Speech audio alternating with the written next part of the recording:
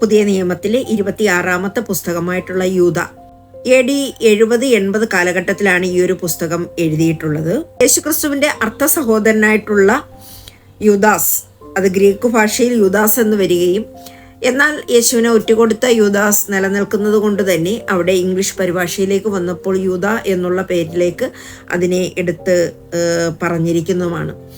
ഈ യൂദ എന്ന് പറയുന്ന പുസ്തകം എഴുതിയിരിക്കുന്നതിന് ഒരു വിഷയവും ഒരു ഉദ്ദേശവുമുണ്ട്. നമ്മുടെ രക്ഷയെക്കുറിച്ച് എഴുതുവാൻ ആഗ്രഹിച്ച യൂദ അത് വിട്ടിട്ട് ഗ്നോസ്റ്റിക്, അതായത് ജ്ഞാനമതം, അതിൻ്റെ ദുരുപദേശവും നുഴഞ്ഞുകയറ്റവും മൂലം സംഖ്യാവികാസത്തിനെതിരായി ഉയരുന്ന വെല്ലുവിളികളെ ചെറുത്ത സഭ ധൈര്യത്തോടെ മുന്നേറുവാനും വിശ്വാസം കാത്തു സൂക്ഷിക്കുവാനുള്ള പ്രോത്സാഹനം നൽകുകയായിരുന്നു. അപ്പം നമുക്ക് തുടർന്ന് യൂദായുടെ ലേഖനം ഒന്ന് വായിച്ച് നോക്കാം. ഒറ്റ ഒരു അധ്യായം മാത്രമേ ഇതിലുള്ളൂ. അപ്പം ആ ഒരു അധ്യായത്തിൻ്റെ 1-ാം വാക്യം മുതൽ നാം വായിക്കുകയാണ്. യേശുക്രിസ്തുവിന്റെ ദാസനും യാക്കോബിന്റെ സഹോദരനുമായ യൂദ, പിതാവായ ദൈവത്തിൽ സ്നേഹിക്കപ്പെട്ടും യേശുക്രിസ്തുവിനായി സൂക്ഷിക്കപ്പെട്ടും ഇരിക്കുന്നവരായ വിളിക്കപ്പെട്ടവർക്ക് എഴുതുന്നത്. നിങ്ങൾക്ക് കരുണയും സമാധാനവും സ്നേഹവും വർദ്ധിക്കുമാറാകട്ടെ. പ്രിയരെ, നമുക്ക് പൊതുവിലുള്ള രക്ഷയെക്കുറിച്ച് നിങ്ങൾക്ക് എഴുതുവാൻ സകല പ്രയത്നവും ചെയ്യുകയിൽ വിശുദ്ധന്മാർക്ക് ഒരിക്കലായി ഭരമേൽപ്പിച്ചിരിക്കുന്ന വിശ്വാസത്തിനു വേണ്ടി പോരാടേണ്ടുന്നതിന് പ്രബോധിപ്പിച്ചെഴുതുവാൻ ആവശ്യം എന്ന് എനിക്ക് തോന്നി. 4-ാം വാക്യം, നമ്മുടെ ദൈവത്തിന്റെ കൃപയെ ദുഷ്കാമവൃത്തിക്ക് ഹേതുവാക്കി ഏകനാഥനും നമ്മുടെ കർത്താവുമായ യേശുക്രിസ്തുവിനെ നിഷേധിക്കുന്ന അഭക്തരായ ചില മനുഷ്യർ നുഴഞ്ഞ് വന്നിരിക്കുന്നു. അവരുടെ ഈ ശിക്ഷാവിധി പണ്ട് തന്നെ എഴുതിയിരിക്കുന്നു.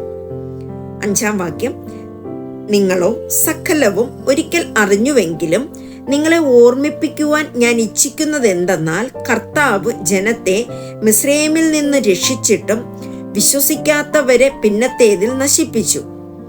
തങ്ങളുടെ വാഴ്ച കാത്തുകൊള്ളാതെ സ്വന്തം വാസസ്ഥലം വിട്ടുപോയ ദൂതന്മാരെ മഹാദിവസത്തിന്റെ വിധിക്കായി എന്നേക്കുമുള്ള ചങ്ങലക്കിട്ട് അന്ധകാരത്തിൻ കീഴിൽ സൂക്ഷിച്ചിരിക്കുന്നു. അതുപോലെ സൊദോമും ഗോമോരയും ചുറ്റുമുള്ള പട്ടണങ്ങളും അവർക്ക് സമമായി ദുർനടപ്പ് ആചരിച്ച് അന്യജനം മോഹിച്ച് നടന്നതിനാൽ നിത്യാഗ്നിയുടെ ശിക്ഷാവിധി സഹിച്ചുകൊണ്ട് ദൃഷ്ടാന്തമായി കിടക്കുന്നു. അങ്ങനെ തന്നെ ഇവരും സ്വപ്നാവസ്ഥയിലായി ജഡത്തെ മലിനമാക്കുകയും കർത്തൃത്വത്തെ തുച്ഛീകരിക്കുകയും മഹിമകളെ ദുഷിക്കുകയും ചെയ്യുന്നു. 9-ാം വാക്യം, എന്നാൽ പ്രധാന ദൂതനായ മീഖായേൽ മോശയുടെ ശരീരത്തെക്കുറിച്ച് പിശാചിനോട് തർക്കിച്ച് വാദിക്കുമ്പോൾ ഒരു ദൂഷണവിധി ഉച്ചരിക്കുവാൻ തുനിയാതെ കർത്താവ് നിന്നെ ഭത്സിക്കട്ടെ എന്ന് പറഞ്ഞതേ ഉള്ളൂ. 10-ാം വാക്യം, ഇവരോ തങ്ങൾ അറിയാത്തതെല്ലാം ദുഷിക്കുന്നു. ബുദ്ധിയില്ലാത്ത മൃഗങ്ങളെപ്പോലെ സ്വാഭാവികമായി ഗ്രഹിക്കുന്നവയാൽ ഒക്കെയും തങ്ങളെ തന്നെ വഷളാക്കുന്നു. 11-ാം വാക്യം, അയ്യോ അവർക്ക് കഷ്ടം. അവർ കയ്യിൻ്റെ വഴിയിൽ നടക്കുകയും കൂലി കൊതിച്ച് ബിലയാമിൻ്റെ വഞ്ചനയിൽ തങ്ങളെ തന്നെ ഏൽപ്പിക്കുകയും കോരഹിന്റെ മത്സരത്തിൽ നശിച്ചു പോവുകയും ചെയ്യുന്നു. ഇവർ നിങ്ങളുടെ സ്നേഹസദ്യകളിൽ മറഞ്ഞു കിടക്കുന്ന പാറകൾ, നിങ്ങളോട് കൂടെ വിരുന്നു കഴിഞ്ഞു ഭയം കൂടാതെ നിങ്ങളെ തന്നെ തീറ്റുന്നവർ, കാറ്റുകൊണ്ടോടുന്ന വെള്ളമില്ലാത്ത മേഘങ്ങൾ, ഇല കൊഴിഞ്ഞും ഫലമില്ലാതെയും രണ്ടൊരു ചത്തും വേരറ്റും പോയ വൃക്ഷങ്ങൾ, തങ്ങളുടെ നാണക്കേട് നുരച്ചു തള്ളുന്ന കൊടിയ കടൽത്തിരകൾ, സദാകാലത്തേക്കും അന്ധതമസ് സൂക്ഷിച്ചു വെച്ചിരിക്കുന്ന വക്രഗതിയുള്ള നക്ഷത്രങ്ങൾ തന്നെ. ആദാം മുതൽ 7-ാമനായ ഹാനോക്കും ഇവരെക്കുറിച്ച് ഇതാ കർത്താവ് എല്ലാവരെയും വിധിക്കുവാനും അവർ അഭക്തിയോടെ ചെയ്ത ഭക്തിവിരുദ്ധമായ സകല പ്രവൃത്തികളും നിമിത്തം ഭക്തികെട്ട് പാപികൾ തൻ്റെ നേരെ പറഞ്ഞ സകല നിഷ്ഠൂരങ്ങളും നിമിത്തവും ഭക്തികെട്ടവരെ ഒക്കെയും ബോധം വരുത്തുവാനും 1000 വിശുദ്ധന്മാരോട് കൂടെ വന്നിരിക്കുന്നു എന്ന് പ്രവചിച്ചു. 16-ാം വാക്യം, അവർ പിറുപിറുക്കുന്നവരും തങ്ങളുടെ ഗതിയെക്കുറിച്ച് ആവലാതി പറയുന്നവരുമായി സ്വന്തം മോഹങ്ങളെ അനുസരിച്ച് നടക്കുന്നു.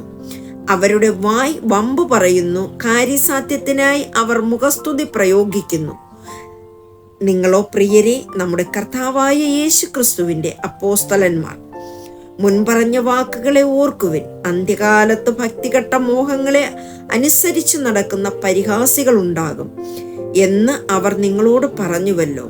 അവർ ഭിന്നത ഉണ്ടാക്കുന്നവർ, പ്രാകൃതന്മാർ, ആത്മാവില്ലാത്തവർ. നിങ്ങളോ പ്രിയമുള്ളവരെ, നിങ്ങളുടെ അതിവിശുദ്ധ വിശ്വാസത്തെ ആധാരമാക്കി നിങ്ങൾക്കു തന്നെ ആത്മീക വർധന വരുത്തിയും പരിശുദ്ധാത്മാവിൽ പ്രാർത്ഥിച്ചും നിത്യജീവനായി നമ്മുടെ കർത്താവായ യേശുക്രിസ്തുവിന്റെ കരുണയ്ക്കായി കാത്തിരുന്നും കൊണ്ട് ദൈവസ്നേഹത്തിൽ നിങ്ങളെ തന്നെ സൂക്ഷിച്ചു കൊള്ളുവിൻ. സംശയിക്കുന്നവരായ ചിലരോട് കരുണ ചെയ്യുവിൻ. 23-ാം വാക്യം, ചിലരെ തീയിൽ നിന്ന് വലിച്ചെടുത്ത് രക്ഷിക്കുവിൻ. ജഡത്താൽ കറ പിടിച്ച് അങ്കി പോലും പകച്ചുകൊണ്ട് ചിലർക്ക് ഭയത്തോടെ കരുണ കാണിക്കുവിൻ. 24, വീഴാത്തവണ്ണം നിങ്ങളെ സൂക്ഷിച്ചു തന്റെ മഹിമാസന്നിധിയിൽ കളങ്കമില്ലാത്തവരായി ആനന്ദത്തോടെ നിർത്തുവാൻ ശക്തിയുള്ളവന് നമ്മുടെ കർത്താവായ യേശുക്രിസ്തു മുഖാന്തരം നമ്മുടെ രക്ഷിതാവായ ഏക ദൈവത്തിന് തന്നെ സർവകാലത്തിന് മുമ്പേ ഇപ്പോഴും സദാകാലത്തോളവും തേജസ്സും മഹിമയും ബലവും അധികാരവും ഉണ്ടാകുമാറാകട്ടെ. ആമേൻ. എനിക്കിതില് വായിച്ചു വന്നപ്പോൾ മനസ്സിലായ മനസ്സിൽ ഏറ്റവും സ്വാധീനിച്ച ഒരു വാക്ക് ഇതിന്റെ 16-ാമത്തെ വാക്യത്തിൽ പറയുന്നു. അവർ പിറുപിറുക്കുന്നവരും തങ്ങളുടെ ഗതിയെക്കുറിച്ച് ആവലാതി പറയുന്നവരുമായി സ്വന്തം മോഹങ്ങളെ അനുസരിച്ച് നടക്കുന്നു. ആമേൻ. നമ്മൾ സുവിശേഷങ്ങൾ വായിക്കുമ്പോഴും ലേഖനങ്ങളിലൂടെയൊക്കെ നമ്മൾ മനസ്സിലാക്കുന്ന ഒരു കാര്യമുണ്ട്. കർത്താവായ യേശുക്രിസ്തുവിനെ അനുഗമിക്കുന്നവന് ക്രൂശുണ്ട്, അവന് കഷ്ടങ്ങളുണ്ട്, അവന് ബുദ്ധിമുട്ടുകളുണ്ട്. അവൻ എന്ത് സഹിക്കുവാൻ, തന്നെത്താൻ ത്യജിച്ചുകൊണ്ട് എന്ത് നേരിടുവാൻ, കർത്താവിന് വേണ്ടിയിട്ട് തൻ്റെ ജീവനെ പോലും വെച്ചു കൊടുക്കാൻ മനസ്സുള്ള ഒരു വ്യക്തിയായിട്ടാണ് കർത്താവിൻ്റെ മുന്നിലേക്ക് ഒരുവൻ വേലയ്ക്കായിട്ട് ഇറങ്ങുന്നത്. എന്നാൽ ഇവിടെ നമ്മൾ കാണുന്നുണ്ട്, ചില വ്യക്തികൾ അവരുടെ സ്വന്തം മോഹങ്ങളെ അനുസരിച്ച് നടക്കുകയാണ്. ഇന്ന് നമ്മളിൽ പലരെയും നമ്മൾ കാണുന്നുണ്ട്. ഞാൻ ആരെയും വിധിക്കുകയല്ല. പൊന്നു സഹോദരങ്ങളെ, നിങ്ങൾ അതിൽ നിന്നൊക്കെയും ഒന്ന് മാറി വരിക. അവിടെ അവരെന്ത് ചെയ്യും? പിറുപിറുക്കാണ്. സ്വന്തം മോഹങ്ങൾക്കനുസരിച്ച് നടക്കുകയും തങ്ങളുടെ ഗതിയെക്കുറിച്ച് ആവലാതി പറയുന്നു. അവരുടെ ആവശ്യങ്ങളെല്ലാം ഈ ലോകത്തിൻ്റെ ആവശ്യങ്ങളും അവരുടെ ജഡമോഹങ്ങൾക്ക് വേണ്ടിയിട്ടുള്ളതുമായിട്ടുള്ള രീതിയിലേക്ക് മാറി അവർ മൊത്തത്തിനും ആവലാതി പറയുകയാണ്. എന്നാൽ കർത്താവ് പറയുന്നൊരു കാര്യം ഇതാണ്, ആ ആവലാതികൾ കേൾക്കാനല്ല ദൈവം ഇരിക്കുന്നത്. ദൈവത്തിന് വേണ്ടിയിട്ട് എഴുന്നേറ്റ് നിന്ന് പ്രവർത്തിക്കുന്ന ദൈവജനങ്ങളെ, ദൈവത്തിന് വേണ്ടിയിട്ട് നിൽക്കുന്ന കുഞ്ഞുങ്ങളെ, നിങ്ങളെ ഓർത്ത് ദൈവം പറയുന്നു, സകലതും ത്യജിച്ച് സകലതും വിട്ട് ദൈവത്തിന് വേണ്ടിയിട്ട് നിലകൊള്ളുവാൻ വേണ്ടിയിട്ടാണ് ദൈവം ഓർമ്മിപ്പിക്കുന്നത്.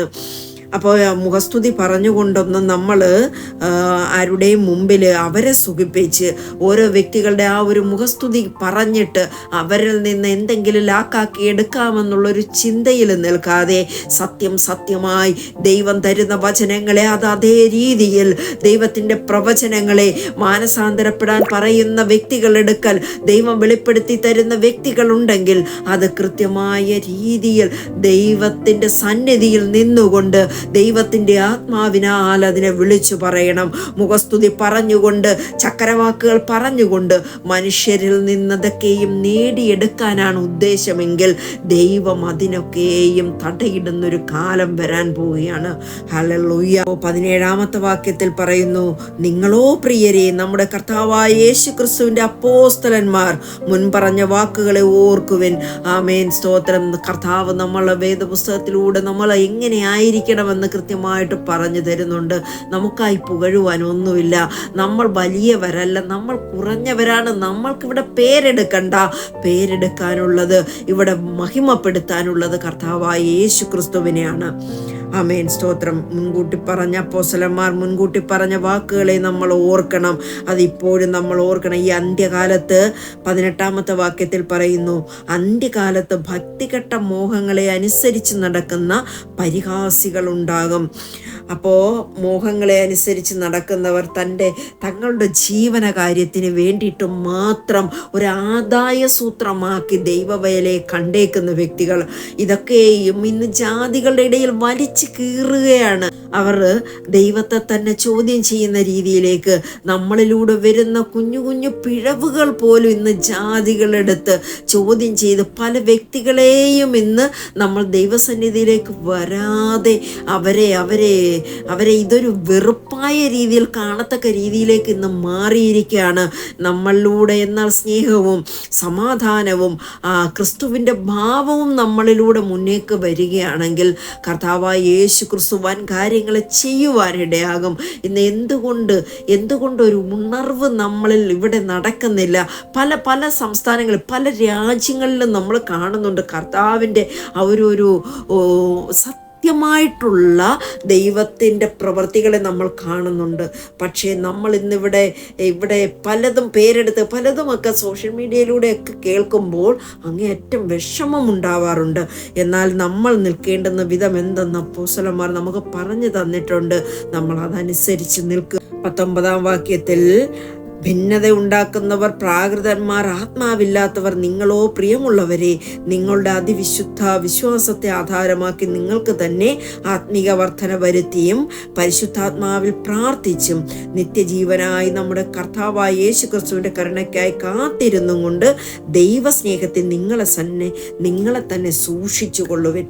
അതിൻ്റെ 20-21 വാക്യങ്ങളാണ് ഞാൻ വായിച്ചത്. നാം നമ്മെ തന്നെ സൂക്ഷിച്ചു കൊള്ളണം. അത് മാത്രമല്ല, അവിടെ എടുത്തു പറയുന്നൊരു കാര്യമുണ്ട്. നമുക്ക് തന്നെ ആധാരമാക്കി നിങ്ങൾക്ക് തന്നെ ആത്മീക വർധന വരുത്തിയും. ആ ഒരു ആത്മീക വർധന നമ്മൾ ഇന്ന് വരുത്തണം. ആത്മീക വർധനയില്ലാതെ നമുക്കിവിടെ പിടിച്ചു നിൽക്കാൻ പറ്റില്ല. കാരണം അന്ത്യകാലം അടുത്തിരിക്കുന്ന വേളയിൽ അത്രത്തോളം തെറ്റിച്ച് കളയുവാൻ, സത്യങ്ങളെ മൂടി വെക്കുവാൻ, ചിലരുടെ ഉപായങ്ങളെ പുറത്തെടുക്കുവാനൊക്കെയും ആൾക്കാർ പ്രവൃത്തികൾ ചെയ്തുകൊണ്ടിരിക്കുകയാണ്. സത്യം പുറത്ത് വരുന്നൊരു സമയമുണ്ട്. ആ ഒരു സമയം നമ്മൾ കുറച്ചു പേരെങ്കിലും ദൈവത്തിന് വേണ്ടിയിട്ട് നിൽപ്പാൻ, ദൈവത്തിന് വേണ്ടിയിട്ട് സത്യവേലക്കാരായി ദൈവത്തിന് വേണ്ടിയിട്ട് സർവവും ത്യജിച്ച് നിൽപ്പാൻ നമ്മൾ തയ്യാറാകണം. ആമേൻ, സ്തോത്രം. അപ്പോൾ ദൈവസ്നേഹത്തിൽ നിങ്ങളെ തന്നെ സൂക്ഷിച്ചു കൊള്ളണം. നമ്മളെ തന്നെ സൂക്ഷിച്ചു കൊള്ളണം. സംശയിക്കുന്നവരായ ചിലരോട് കരുണ ചെയ്യുവിൻ. ആമേൻ, സ്തോത്ര, ഹല്ലേലൂയ. ഇത് എന്നോട് തന്നെ ഉള്ള ദൂതാണ്.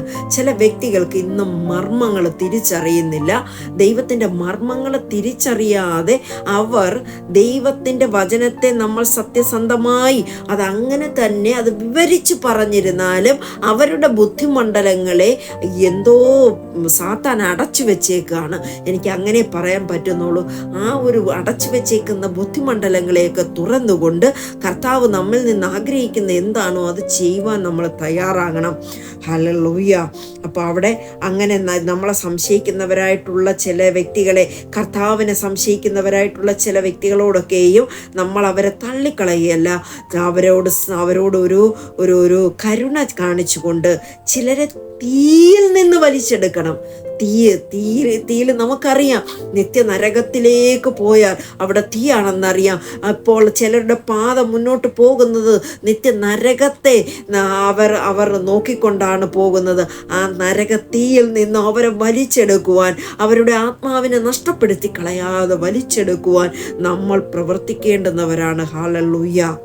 ഭയത്തോടെ കരുണ കാണിപ്പിൻ. ഹല്ലേലൂയ, സ്തോത്രം. അവിടെ നമ്മൾ അവരോട് അത്രയും കരുണ കാണിച്ച് അവരെ ഭയത്തോടു കൂടി, കാരണം നമ്മളും കൂടെ വീണു പോകാൻ ഇടയാകാതെ അവരെ ദൈവസന്നിധിയിലേക്ക് ഭയത്തോടെ നമ്മുടെ ആത്മീയ വർധന വരുത്തിക്കൊണ്ട് അവരെ നേടിയെടുക്കാൻ വേണ്ടിയിട്ട് നമ്മൾ തയ്യാറാകണം. നാം ഓരോരുത്തരും ദൈവത്തിൻ്റെ വേലക്കാരാണ്.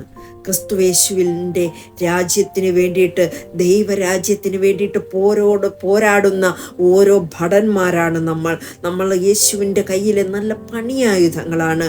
കർത്താവിൻ്റെ പരിശുദ്ധാത്മാവിൻ്റെ നിറവിൽ നിന്ന് വചനങ്ങളെ അങ്ങനെ തന്നെ ശോധന ചെയ്ത് കറക്റ്റായിട്ടുള്ള രീതിയിൽ നമ്മളതിനെ പരിശോധിച്ച് ശരിയായിട്ടുള്ള വ്യാഖ്യാനത്തെ നമ്മൾ എടുത്ത് നമ്മുടെ ബുദ്ധിമണ്ഡലങ്ങളെ തുറന്ന് നമ്മുടെ മുൻവിധി നീതിയല്ല വേണ്ടുന്നത്. ബുദ്ധിമണ്ഡലങ്ങളെ തുറന്ന് നമ്മൾ അതിനെ ഏറ്റെടുക്കുക എന്നുള്ളതാണ്. അതിനായിട്ട് കർത്താവ് ഓരോ വ്യക്തികളെയും അനുഗ്രഹിക്കട്ടെ എന്ന് പ്രാർത്ഥിച്ചുകൊണ്ട് നിർത്തുന്നു. ആമേൻ. സ്തോത്രം. സർവേശ്വരൻ എല്ലാവരെയും അനുഗ്രഹിക്കട്ടെ.